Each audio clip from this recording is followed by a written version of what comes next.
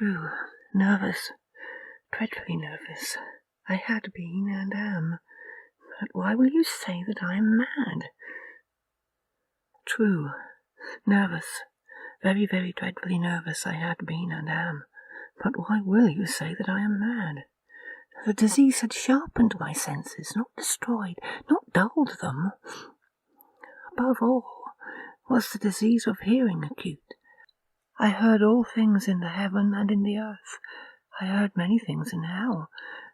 How then am I mad?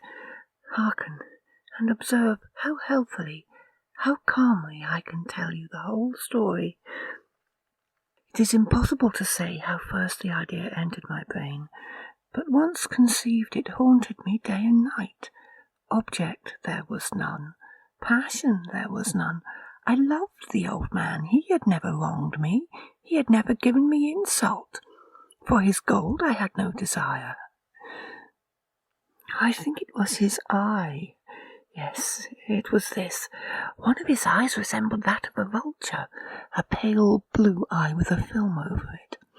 Whenever it fell upon me, my blood ran cold, and so by degrees, very gradually, I made up my mind to take the life of the old man, and thus rid myself of the eye forever. Now this is the point. You fancy me mad. Madmen know nothing, but you should have seen me. You should have seen how wisely I proceeded, with what caution, with what foresight, with what dissimulation I went to work. I was never kinder to the old man than during the whole week before I killed him, and every night, about midnight, I turned the latch of his door and opened it, oh, so gently. And then, when I had made an opening sufficient for my head, I put in a dark lantern, all closed, so that no light shone out, and then I thrust in my head. Oh, you would have laughed to see how cunningly I thrust it in. I moved it slowly, very, very slowly, so that I might not disturb the old man's sleep. It took me an hour to place my whole head within the opening, so far that I could see him as he lay upon his bed. Would a madman have been so wise as this? And then, when my head was well in the room, I undid the lantern cautiously, oh, so cautiously, for the hinges creaked. I undid it just so much that a single thin ray fell upon the vulture eye, and this I did for 7 long nights, every night just at midnight. But I found the eye always closed, and so it was impossible to do the work, for it was not the old man who vexed me, but his evil eye. And every morning when the day broke, I went boldly into the chamber and spoke courageously to him, calling him by name in a hearty tone, and inquiring how he had passed the night. So you see he would have been a very profound old man indeed, to suspect that every night, just at 12, I looked in upon him while he slept. Upon the 8th night, I was more than usually cautious in opening the door.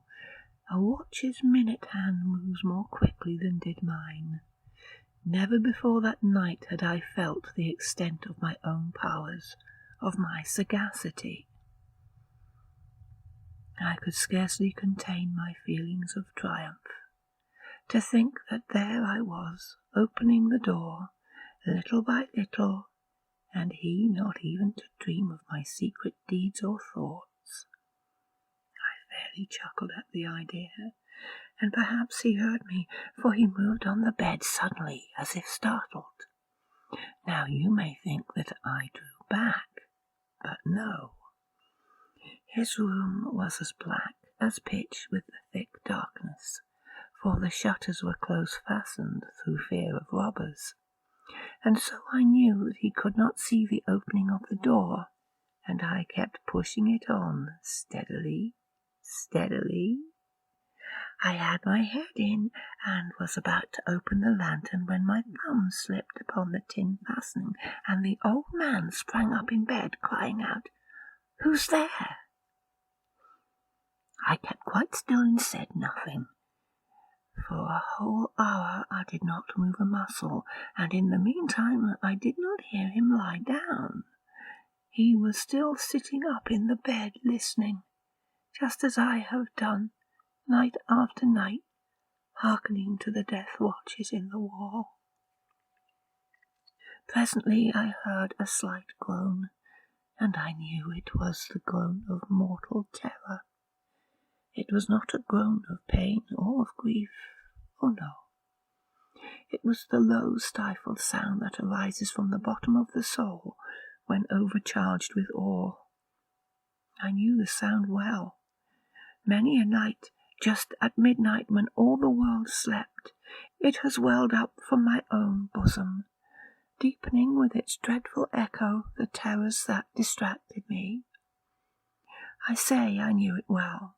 I knew what the old man felt and pitied him, although I chuckled at heart. I knew that he had been lying awake ever since the first slight noise when he had turned in the bed. His fears has been ever since growing upon him. He had been trying to fancy them causeless, but could not. He had been saying to himself, "It is nothing but the wind in the chimney, it is only a mouse crossing the floor," or "It is merely a cricket which has made a single chirp." Yes, he has been trying to comfort himself with these suppositions, but he had found all in vain. All in vain, because death, in approaching him, had stalked with his black shadow before him and enveloped the victim. And it was the mournful influence of the unperceived shadow that caused him to feel, although he neither saw nor heard, to feel the presence of my head within the room. When I had waited a long time, very patiently, without hearing him lie down, I resolved to open a very, very little crevice in the lantern. So I opened it, you cannot imagine how stealthily, until at length a single dim ray, like the thread of the spider, shot from out the crevice and fell upon the vulture eye. It was open, wide open, and I grew furious as I gazed upon it. I saw it with perfect distinctness, all a dull blue with a hideous veil over it that chilled the very marrow in my bones. But I could see nothing else of the old man's face or person, for I had directed the ray as if by instinct precisely upon the damned spot. And now have I not told you that what you mistake for madness is but over-acuteness of the senses? Now, I say, there came to my ears a low, dull, quick sound, such as a watch makes when enveloped in cotton. I knew that sound well, too. It was the beating of the old man's heart. It increased my fury, as the beating of a drum stimulates the soldier into courage. But even yet I refrained and kept still. I scarcely breathed. I held the lantern motionless. I tried how steadily I could maintain the ray upon the eye. Meantime the hellish tattoo of the heart increased. It grew quicker and quicker and louder every instant. The old man's terror must have been extreme. It grew louder, I say louder, every moment. Do you mark me well? I have told you that I am nervous. So I am, and now at the dead hour of the night, amid the dreadful silence of that house, so strange a noise as this excited me to uncontrollable terror. Yet for some minutes longer I refrained and stood still, but the beating grew louder. I thought the heart must burst. And now a new anxiety seized me. The sound would be heard by a neighbour. The old man's hour had come. With a loud yell, I threw open the lantern and leapt into the room. He shrieked once only. In an instant I dragged him to the floor and pulled the heavy bed over him. I then smiled gaily to find the deed so far done, but for many minutes the heart beat on with a muffled sound. This, however, did not vex me. It would not be heard through the wall. At length it ceased. The old man was dead. I removed the bed and examined the corpse. Yes, he was stone dead. I placed my hand upon the heart and held it there many minutes. There was no pulsation. He was stone dead. His eye would trouble me no more.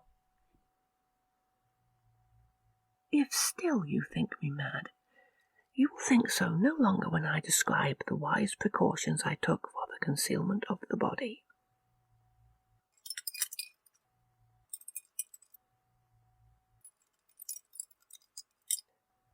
The night waned, and I worked hastily, but in silence.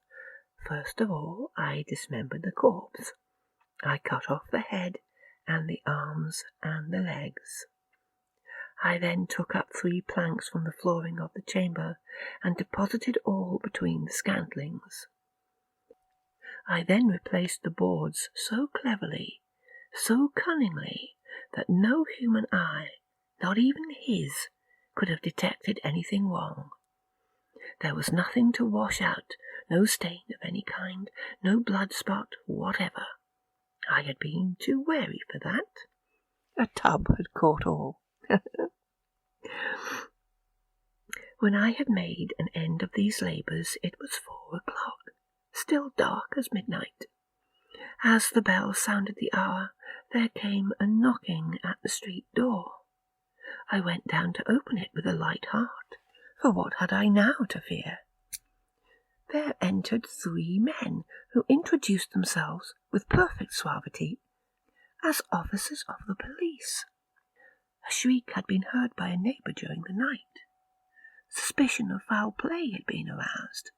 Information had been lodged at the police office, and they, the officers, had been deputed to search the premises.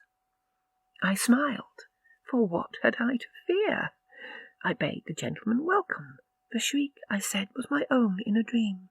The old man, I mentioned, was absent in the country. I took my visitors all over the house. I bade them search well. I led them at length to his chamber. I showed them his treasures, secure, undisturbed.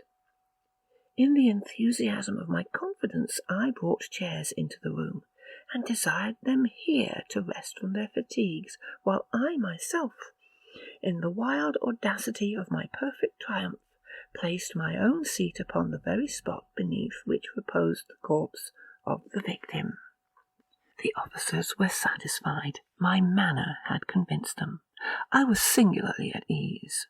They sat, and while I answered cheerily, they chatted of familiar things. But ere long I felt myself getting pale, and wished them gone. My head ached, and I fancied a ringing in my ears. But still they sat and still chatted. The ringing became more distinct. It continued and became more distinct. I talked more freely to get rid of the feeling, but it continued and gained definitiveness, until at length I found that the noise was not within my ears. No doubt I now grew very pale, but I talked more fluently and with a heightened voice. Yet the sound increased, and what could I do? It was a low, dull, quick sound, much such a sound as a watch makes when enveloped in cotton. I gasped for breath, and yet the officers heard it not. I talked more quickly, more vehemently, but the noise steadily increased. I arose and argued about trifles, in a high key and with violent gesticulations. But the noise steadily increased. Why would they not be gone? I paced the floor to and fro with heavy strides, as if excited to fury by the observation of the men. But the noise steadily increased. Oh God, what could I do? I foamed, I raved, I swore. I swung the chair upon which I had been sitting and grated it upon the boards, but the noise arose over all and continually increased. It grew louder, louder, louder. And still the men chatted pleasantly and smiled. Was it possible they heard not? Almighty God! No, no. They heard. They suspected. They knew.